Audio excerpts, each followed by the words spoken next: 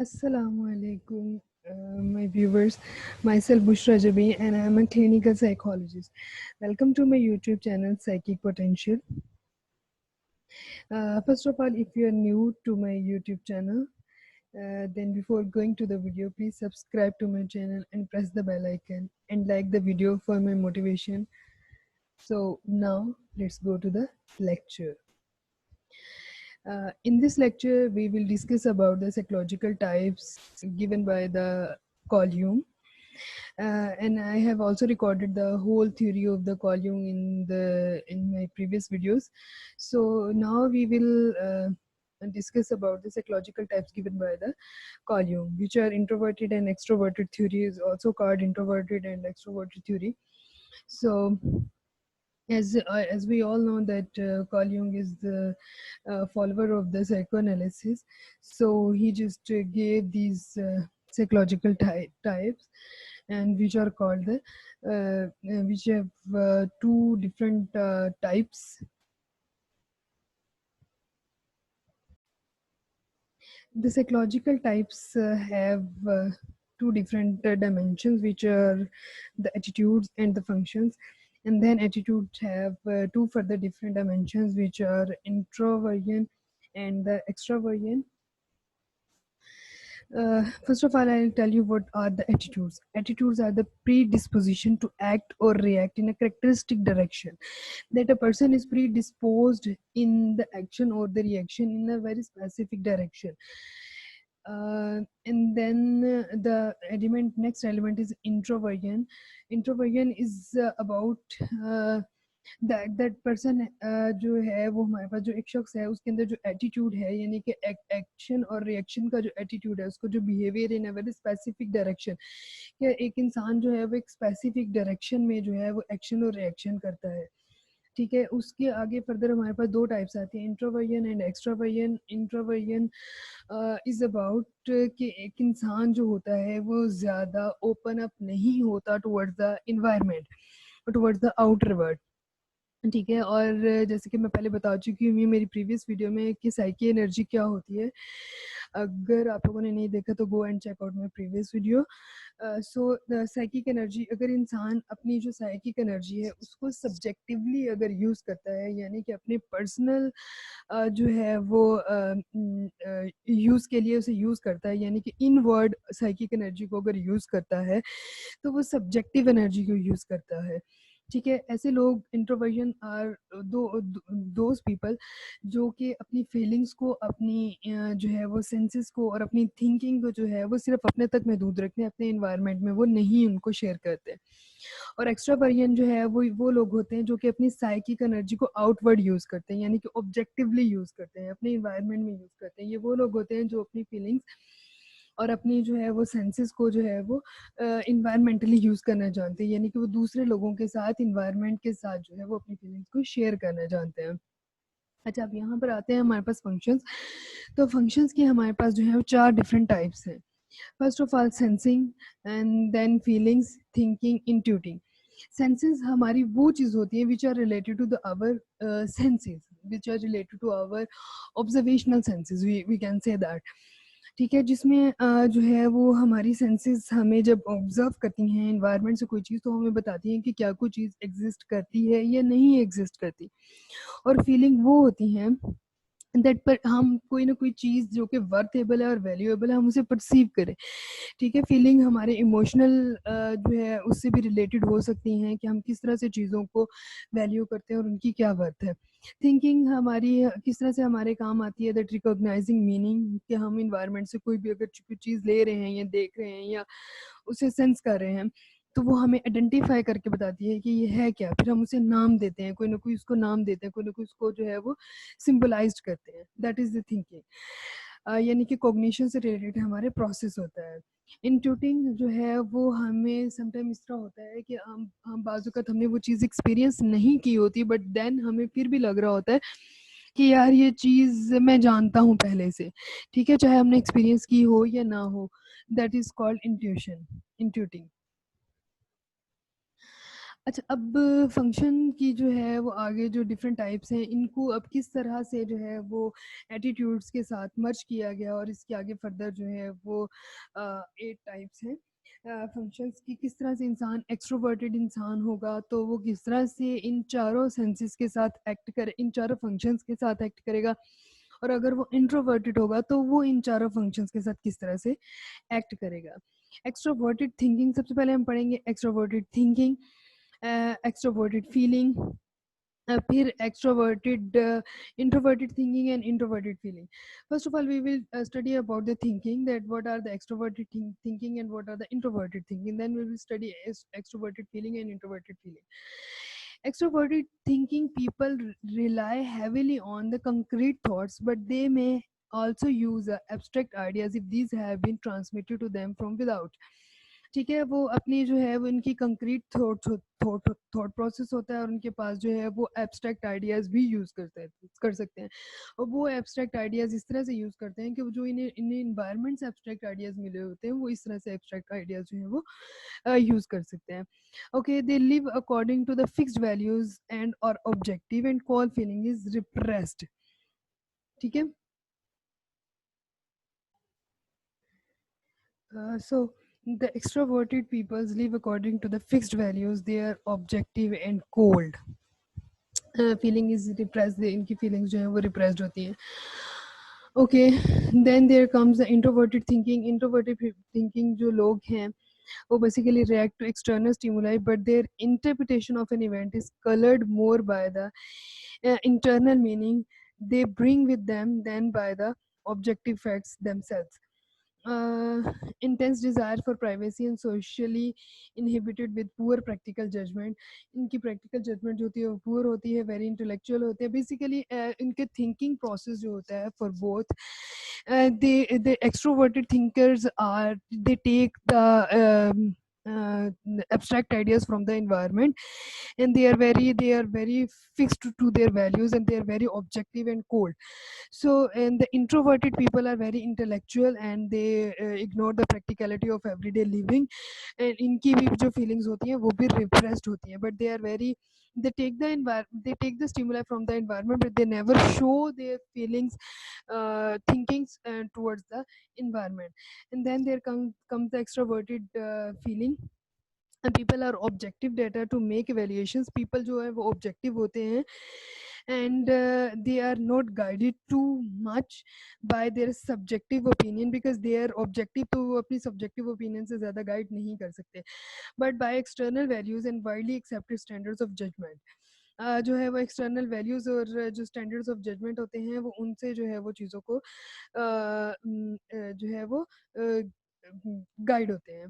अच्छा, very emotional and respectful authority and tradition, बहुत emotional होते हैं, रिस्पेक्टफुल उनकी जो अथॉरिटेटिव नेचर होती है. Sociable seeks harmony with the world thinking is repressed. अच्छा, ये जो लोग हैं ये सोशलेबल होते हैं, और जो है वो वर्ड के साथ एक्चुअली अपनी हारमोनी, क्योंकि ये इमोशनली फीलिंग्स के साथ अपने जो है वो अपने आउटर वर्ड में जो अपनी फीलिंग्स शेयर कर रहे हैं. सो इनकी जो थिंकिंग होती है वो रिप्रेस्ड होती है. अब इंट्रोवर्टेड थिंकिंग ये इसके वाइस वर्सा होते हैं. पीपल जो है वो अपनी सब्जेक्टिव फीलिंग्स, जितने भी उन्होंने जजमेंटल थिंकिंग करनी होती है, जितने भी इनके जो प्रोसेसेस होते हैं to being the judgmental of the external stimuli, तो ये अपनी सब्जेक्टिव फीलिंग्स को जो है वो ज़्यादा मैटर करते हैं as compare to the objective feeling. इनकी भी थिंकिंग रिप्रेस्ड होती है. They are very little expressions of emotion. इनके बहुत एक्सप्रेशन ऑफ इमोशंस ये इतने ज़्यादा जो है वो शो नहीं करते. In different to the feelings and opinions of others, ये अपने आप को महसूस करते हैं कि ये दूसरों की फीलिंग्स और जो इमोशंस हैं उनसे थोड़े से जो है वो डिफरेंट है. Okay, then there comes the sensing and intuition. Sensing is, I have told you, the presence of the things, यानी कि आपको चीज़ों को पता चले कि किस तरह से चीज़ें मौजूद हैं जिन्हें आप महसूस कर सकें, these type of the things. अच्छा, अब इसमें extroverted sensing and introverted sensing, people perceive external stimuli objectively in which the same way that these stimuli exist in the reality. ठीक है, जिस तरह reality में वैसे ही वो objectively उन चीज़ों को जो है वो perceive करेंगे. Player seeking, jolly and socially adaptive and constantly seeking new sensory experiences, very realistic. intuition is repressed. I think that is something which you can understand easily.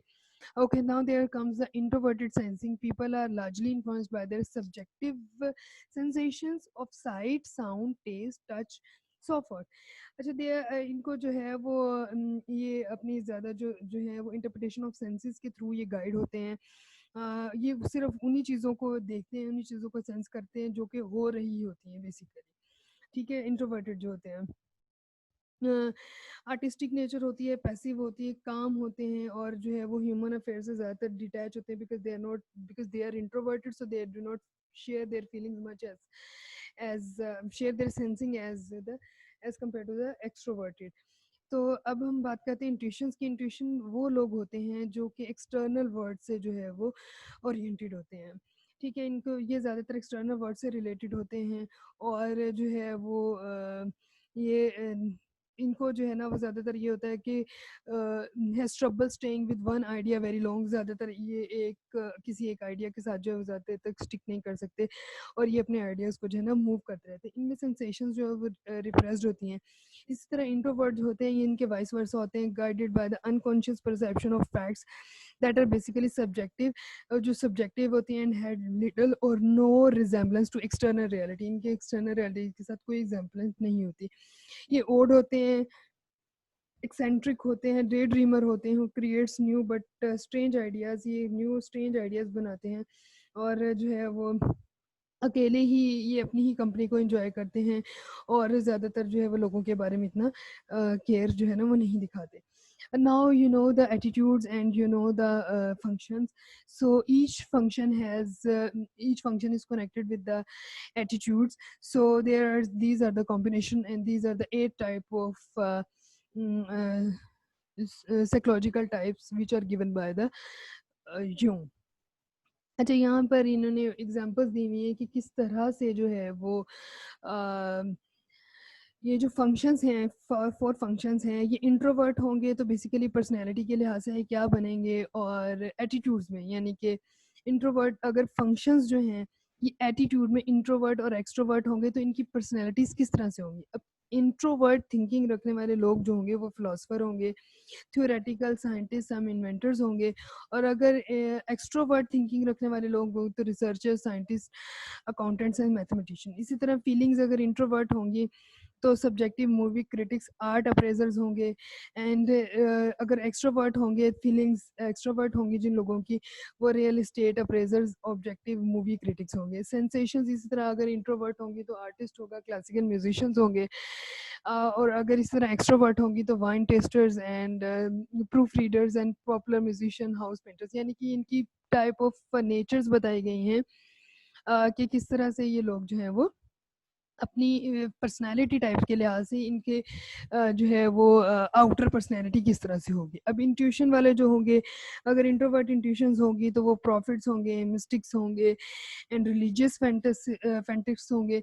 इससे मुराद ये है क्योंकि intuitions are those type of the thing in which you can feel the things which you haven't experienced before. ठीक है, जिसे हम आम आम अगर हम लैंग्वेज में अगर हम बात करें तो हम कहते हैं कि यार मुझे जो है वो इस तरह की फीलिंग्स आ रही हैं कि जैसे ये पहले हो चुका है या ये मैंने कर लिया है या आगे ऐसे होने वाला है, जिसे हम आम जुबान में छठी हिस्स भी बोलते हैं। तो इंट्यूशंस आर दोज टाइप। अगर यही इंट्यूशंस एक्सट्रोवर्ट होंगी तो जो लोग हैं वो इन्वेंटर्स होंगे, ये रिलीजियस जो है वो रिफॉर्मर्स होंगे। अच्छा, यहाँ पर जो है इसने यूंग ने आगे फिर स्टेजेस दी हैं, स्टेजेस ऑफ डेवलपमेंट, जिसमें उसने चाइल्डहुड की स्टेजेस दी हैं which are anarchic, monarchic and dualistic, and then he gave the youth which is called youth, puberty, ये puberty से start होती है and then जो है वो middle life तक चलती हैं। उसके बाद middle life के बाद की age begins at 35 to 40 years and then old age, old age is old age starts from the after 40 years and it goes with the lifelong. Okay, so this is the personal development of personality. अच्छा, इसमें जो है वो he gave the childhood starts from birth to adolescence. It is determined by instinctual activities necessary for survival. And इसमें जो है वो उसने बर्थ से लेकर और जो है क्योंकि जो उसने स्टेजेस दी थी, फ्रॉइड ने जो स्टेजेस दी थी, that was the psychosexual stages of the personality थी। ठीक है, अब इसने जो स्टेजेस दी थी उसने डेवलपमेंट ऑफ पर्सनैलिटी की स्टेजेस दी थी, सेक्सुअल स्टेजेस नहीं दी थी। तो इसने कहा कि ये जो चाइल्डहुड है इसमें जो चाइल्डहुड की ये स्टेज है इसमें इंसान जो है वो इंस्टिंक्चुअल एक्टिविटीज़ फॉर सर्वाइवल, जो इंस्टिंक्चुअल एक्टिविटीज़ होते हैं उनके ऊपर एक्ट करता है, इमोशनल प्रॉब्लम्स को सीखता है और जो कि अपने एक्सपीरियंसेस के थ्रू सीखता है। ठीक है, फिर यंग एज आ जाती है। यंग एज में जो है वो एज ए साइकिक बर्थ होती है और पर्सनैलिटी की साइकिक बर्थ होती है। ठीक है, और extraversion is the primary attitude. इसमें एटीट्यूड जो होता है वो एक्स्ट्रावर्जन होता है एंड कॉन्शियसनेस डोमिनेट्स। इसमें इस एज में इंसान की कॉन्शियसनेस जो है वो डोमिनेट करती है और जो है वो mental life as the young person pursues the task of finding a mate and finding a vocation because it is adolescence to the 40 years of age। So इसमें जो है वो कंक्रीट थिंकिंग जो है वो डेवलप होना शुरू हो जाती है। And then there comes the middle life. फिर मिडिल लाइफ जो है वो 40 years टू जो है आगे फर्दर चलती है, 40 years से जो है वो लेटर ईयर्स ऑफ लाइफ तक चलती है। अच्छा, यहाँ पर जो है वो लाइफ मीनिंग आना स्टार्ट हो जाते हैं। ठीक है, जो जो लाइफ जो है वो मोर पर्पसफुल लाइफ की तरफ जाना शुरू कर देती है। इसमें जो मिडिल एज क्राइसिस होते हैं, इंसान उनसे जो है ना वो किस तरह से उनसे change from an extroverted to an introverted जो है वो एक्स्ट्रावर्टेड, क्योंकि मिडिल यंग एडल्टहुड में जो है वो इंसान जो है एक्स्ट्रावर्जन की तरफ जा रहा होता है। तो इसमें जो है वो एक्स्ट्रावर्जन से दोबारा इंट्रोवर्जन एटीट्यूड होना शुरू हो जाता है, जिसमें सेल्फ रियलाइजेशन की तरफ इंसान जाना शुरू कर देता है। और यूथफुल इंटरेस्ट जो होते हैं, जो कि जवानी में जिस तरह के भी इंटरेस्ट होते हैं, वो तमाम के तमाम जो हैं वो उनको उनकी वैल्यू समझ आना शुरू हो जाती है और वो नए इंटरेस्ट जो कि लेस बायोलॉजिकल और मोर कल्चरल होते हैं, यानी कि इंसान जो है वो अपनी सेल्फ रियलाइजेशन की एज की तरफ, एक्चुअलाइजेशन की एज की तरफ जो है वो जाना शुरू कर देता है। ही बिकम्स मोर स्पिरिचुअल हो जाता है। Personality AIIMS during transferring of energy when cultural and spiritual values of middle age do not utilize all the energy is free to upset the equilibrium of the psyche। अच्छा, इसमें जो है वो energy जो होती है जो कि कल्चरल और स्पिरिचुअल वैल्यूज़ की तरफ जो है ना वो उसको इंसान यूटिलाइज़ करना शुरू कर देता है और जो इक्विलिब्रियम ऑफ साइकी की तरफ जाना शुरू करता है, यानी कि साइकी की जो एनर्जी जो कि पहले एक्स्ट्रावर्जन की तरफ यूज़ हो रही थी वो अब जो है वो वैल्यूएबल चीज़ों की तरफ यूज़ होना शुरू हो जाएगी। And then there is a quote, a healthy middle life and an old age depend on proper solution to the problems of childhood and youth. ठीक है, तो इसने भी वही फिक्सेशन टाइप इसने बात की कि अगर हेल्दी मिडिल एज लाइफ और ओल्ड एज जो होती है ना वो प्रॉपर, अगर हम जो है वो चाइल्डहुड और यूथ में अगर हमारे आने वाले प्रॉपर सॉल्यूशंस, यानी कि प्रॉब्लम आने वाले प्रॉब्लम्स का अगर हम प्रॉपर सॉल्यूशन वहीं पर ही उन्हें सॉल्व कर लेंगे और वहाँ पर कोई एनी सॉर्ट ऑफ फिक्सेशन नहीं होगी, तो हम जो है वो एक हेल्दी मिडिल लाइफ की तरफ मूव कर सकते हैं।